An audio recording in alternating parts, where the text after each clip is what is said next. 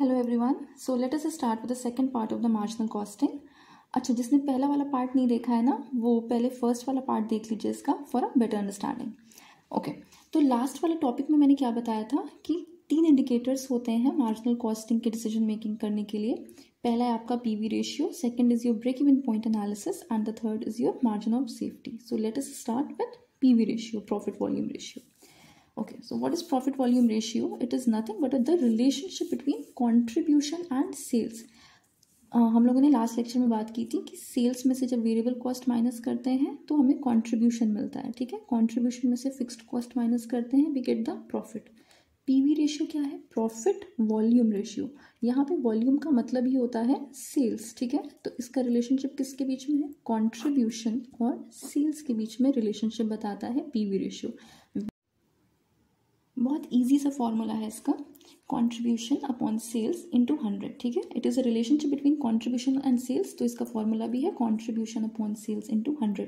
इससे क्या पता चलता है कि सेल्स में आपका कंट्रीब्यूशन का रेशियो कितना है. ठीक है, सेल्स में आपका कंट्रीब्यूशन का रेशियो कितना है. अच्छा, कंट्रीब्यूशन मैंने कल बताया था कि सेल्स माइनस वेरिएबल कॉस्ट आपका कंट्रीब्यूशन होता है और फिक्स्ड कॉस्ट प्लस प्रॉफिट भी आपका कंट्रीब्यूशन हो सकता है. तो आपको कंट्रीब्यूशन कैसे निकालेंगे? Sales minus variable cost, question में ये दिया होता है, और या तो फिर fixed cost plus profit upon sales into 100, that is your contribution. अच्छा, एक चीज़ और, लास्ट क्लास में हम लोगों ने क्या देखा था? Variable cost plus fixed cost plus profit is equal to sales. अब फिक्स्ड कॉस्ट और प्रॉफिट को अगर हम कंट्रीब्यूशन बोल रहे हैं तो मतलब मेरे सेल्स के 2 कंपोनेंट्स हो गए, एक कंट्रीब्यूशन और एक वेरिएबल कॉस्ट. तो अगर मैं ये कहूँ कि मेरी वेरिएबल कॉस्ट 60% है सेल्स की, तो कंट्रीब्यूशन ऑटोमेटिकली कितना हो जाएगा? 40%. Is that clear? कोई भी चीज़ आपकी 1 होती है या 100% होती है. ठीक है, तो अगर सेल्स में 60% वेरिएबल कॉस्ट है तो दूसरा कंपोनेंट इसका कंट्रीब्यूशन है.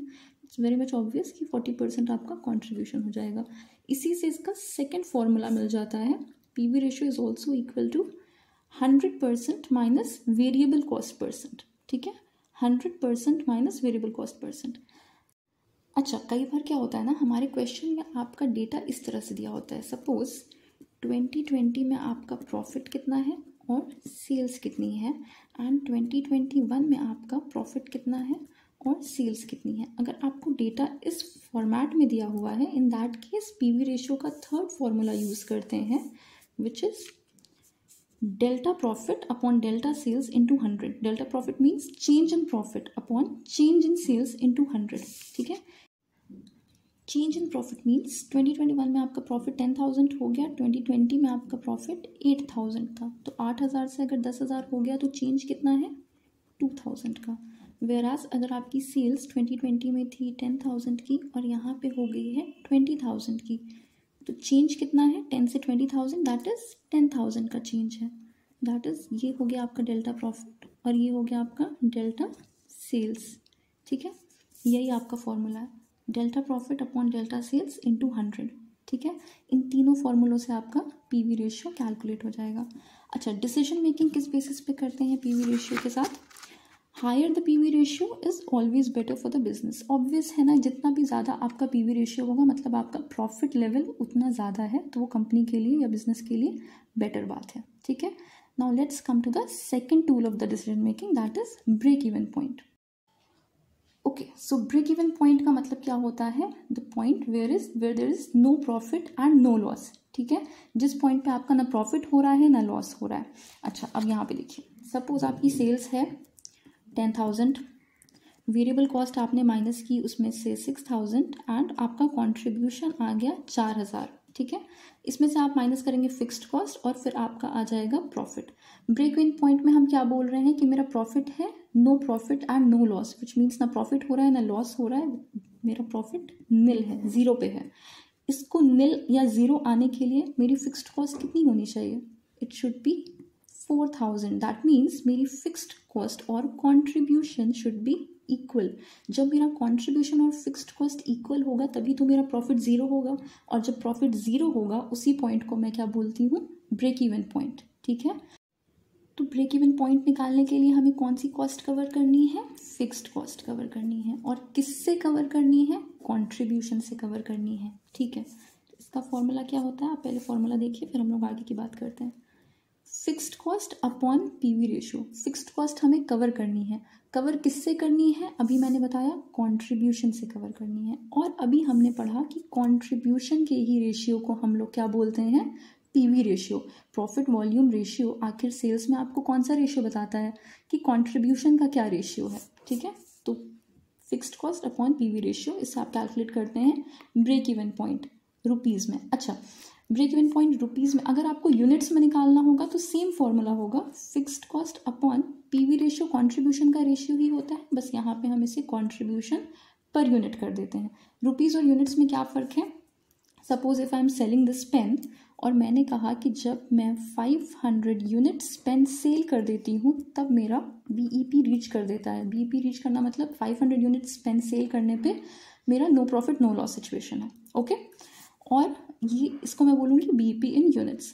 दूसरी चीज़ क्या है? मैंने कहा कि जब मेरी सेल्स 1 लाख रुपीज़ की हो जाती है तब मेरा बीईपी सेल्स होती है। बीईपी मतलब नो प्रॉफिट नो लॉस। तो ये मेरी बीईपी रुपीज़ में है। रुपीज़ में निकालना होगा तो fixed cost upon PV ratio, units में निकालना होगा तो fixed cost upon contribution. BEP का ये भी देख लेते हैं। It is the level of sales at which business is at no profit no loss situation. Easy. तो बीईपी पे आपका कंट्रीब्यूशन और फिक्स्ड कॉस्ट इक्वल होना चाहिए, तभी आपका प्रॉफिट 0 हो सकता है।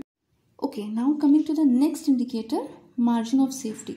अच्छा, before coming on this, BEP में डिसीजन मेकिंग क्या बेसिस होता है?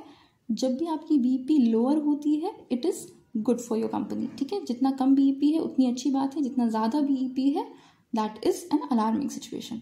ठीक है, अब मार्जिन ऑफ सेफ्टी पे आते हैं। मार्जिन ऑफ सेफ्टी क्या होता है? It is the sales over and above BEP.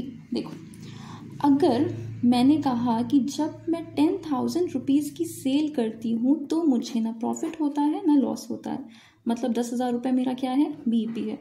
10,000 की सेल्स मैंने कर दी, ना प्रॉफिट हो रहा है ना लॉस हो रहा है, तो कोई भी रैशनल पर्सन होगा तो क्या वो 10,000 की सेल करके खुश हो जाएगा? बिल्कुल भी नहीं। तो हम क्या करेंगे? इसके ऊपर सेल्स करेंगे। ठीक है, अब लेट्स से मैंने सेल्स की 50,000 रुपये की, टोटल सेल्स मैंने की 50,000 रुपये की। अच्छा, अब 10,000 रुपये तक तो मुझे कोई प्रॉफिट लॉस हुआ ही नहीं था, तो मुझे प्रॉफिट कितने पे हुआ होगा? कितनी सेल्स पे प्रॉफिट हुआ है? जो बची हुई 40,000 की सेल्स थी उस पे मुझे प्रॉफिट हुआ है। ठीक है, तो बीईपी के ऊपर जितनी सेल्स होती है ना, ये 40,000 की सेल्स, इसी को हम बोलते हैं मार्जिन ऑफ सेफ्टी सेल्स। ठीक है, अगर आपकी मार्जिन ऑफ सेफ्टी ही नहीं होगी मतलब आपने कोई प्रॉफिट अर्न ही नहीं किया। कोई भी रैशनल पर्सन बीईपी पे तो नहीं रुकेगा कि कोई प्रॉफिट नहीं हुआ लेकिन बिजनेस खत्म कर दिया, बिल्कुल भी नहीं। तो आप बीईपी के ऊपर सेल्स करोगे और बीईपी के ऊपर जितनी भी सेल्स करते हैं उसी से हम अर्न करते हैं प्रॉफिट, और उसी को बोलते हैं क्या? Margin of safety. अच्छा, मार्जिन ऑफ सेफ्टी का फॉर्मूला क्या होता है? फॉर्मूला देख लेते हैं। अगर रुपीज़ में कैलकुलेट करना है तो profit upon PV ratio. Why profit? क्योंकि मार्जिन ऑफ सेफ्टी सेल्स पे ही मेरा प्रॉफिट डिपेंडेंट है। मार्जिन ऑफ सेफ्टी के पहले जितनी सेल्स हुई है मतलब बीईपी वाली सेल्स, इस पर तो कोई प्रॉफिट ही नहीं मिला, तो प्रॉफिट मेरा एमओएस सेल्स से आता है। ठीक है, तो अगर हमें रुपीज़ में कैलकुलेट करना है then it is profit upon PV ratio, और अगर यूनिट्स में कैलकुलेट करना है तो वही बीईपी वाला अपना पुराना हिसाब, profit upon contribution per unit. ठीक है, डिसीजन मेकिंग के लिए क्या सीन है? Higher MOS is always preferable. Higher MOS क्यों? जितना ज़्यादा मार्जिन ऑफ सेफ्टी उतना ज़्यादा प्रॉफिट, ऑब्वियसली हम ज़्यादा मार्जिन ऑफ सेफ्टी प्रेफर करेंगे। ठीक है, अच्छा, इसका एक और फॉर्मूला अपने आप निकल के आ रहा है। मैंने कहा 10,000 मेरी बीईपी थी, ठीक है, जिसमें मुझे कोई प्रॉफिट नहीं हुआ, कोई लॉस नहीं हुआ। टोटल सेल्स की मैंने 50,000 की, तो मेरी मार्जिन ऑफ सेफ्टी सेल्स कितनी हुई इन दोनों के बीच की? 40,000। तो मैं ये भी तो कह सकती हूँ ना, margin of safety is equal to total sales minus BEP sales.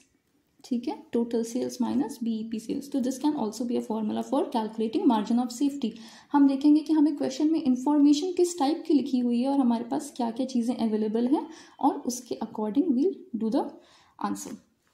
अच्छा, इसके साथ हम फिर बीईपी भी निकाल सकते हैं ऐसे ही। BEP is equal to total sales minus margin of safety sales, ठीक है।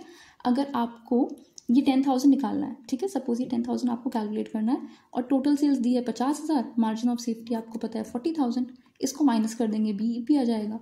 अगर आपको एमओएस नहीं दिया है, टोटल सेल्स और बीईपी दिया है, तो भी आप 50 में से 10 माइनस कर देंगे, मार्जिन ऑफ सेफ्टी आ जाएगा। इतनी बात क्लियर है। तो हम नेक्स्ट अपने लास्ट टॉपिक की बात करते हैं आज की, विच इज रिक्वायर्ड सेल्स। अब रिक्वायर्ड सेल्स क्या होती है? कई बार हमें कंपनी में क्या लगता है कि यार इस बार एटलीस्ट 1 लाख का तो प्रॉफिट होना ही चाहिए, ठीक है। हम प्रॉफिट सबसे पहले सोच लेते हैं, लेकिन 1 लाख का प्रॉफिट अर्न करने के लिए मुझे ये भी तो पता होना चाहिए ना कि मुझे सेल्स कितनी करनी पड़ेंगी, कितनी सेल्स करने के बाद मुझे 1 लाख का प्रॉफिट होगा। तो ये चीज़ कैलकुलेट करने के लिए हम रिक्वायर्ड सेल्स निकालते हैं, ठीक है।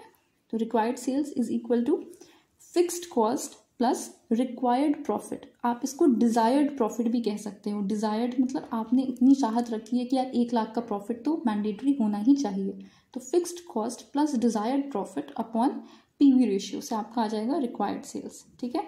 सेम चीज़ यही पुराना वाला, अगर यूनिट्स में निकालनी है तो बाकी सब कुछ सेम रहेगा और यहाँ पे आप कर देंगे contribution per unit, fixed cost plus required profit upon contribution per unit, ठीक है। आई होप इतनी बातें आप लोगों को क्लियर हो गई होंगी, और अगर कोई डाउट हो तो प्लीज़ आप कमेंट करके मुझे बताइए। एंड अगर आपको वीडियो पसंद आया है then please like my video and subscribe to my channel. Thank you.